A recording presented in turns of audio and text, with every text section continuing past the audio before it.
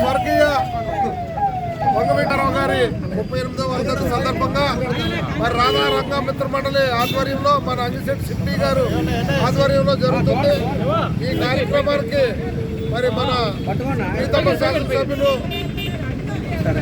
మరియం రంగా గారు ఏ ఒక్కరి సొత్తు కాదు, ప్రజలందరి సొత్తు, ఎవరికి ఒక వర్గానికి చెందిన వ్యక్తి కాదు, పేదల పాలన ప్రతిదైన మరి అలాంటి మహానుభావుడిని మరి 28 సంవత్సరాలు మరి 38 సంవత్సరాలు కోల్పోయినా మరి ఆయన ఇంకా స్మరణీయవాదాలు తెలియజేసుకుంటారు.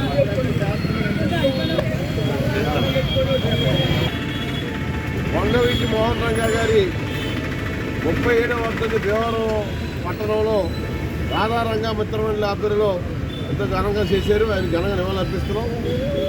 ఆయన మాజీ శాసనసభ్యులుగా విజయవాడ, అలాగే మరి అందరూ కూడా బడుగులు, బలిహీన వర్గాల కాపులు అందరినీ కూడా ఒక తాటి మీద తీసుకొచ్చి ఉమ్మడి ఆంధ్రప్రదేశ్లోనే ఎన్నో కార్యక్రమాలు చేశారు. ఆయన పార్టీలో కీలకంగా ఉన్నారు విజయవాడలో.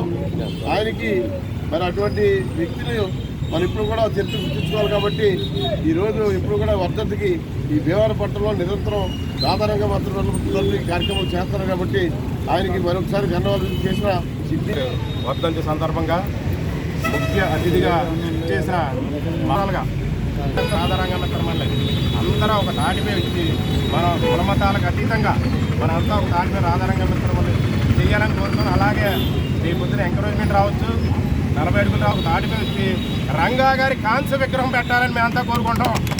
జోహార్ విజయం రంగా గారి 37వ వర్ధంతి సందర్భంగా రాధారంగ మిత్రమండలి సుందరభద్రయ్య గారి సిద్ధి గారి ఆధ్వర్యంలో ఈరోజు అంజుబాబు గారు ఆధ్వర్యంలో ఈరోజు రంగా గారి వర్ధంతి ఇక్కడ ఘనంగా నిర్వహించడం జరిగింది. కొత్తపల్లి పంచిపెట్టడం జరిగింది.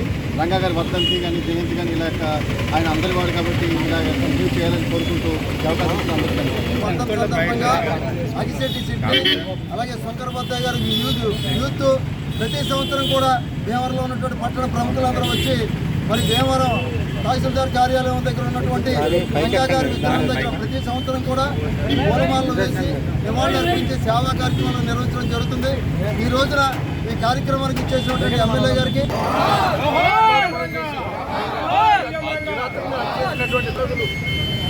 ఆయన ఆశయాలను మట్టుకు అందం చేయలేకపోయారు.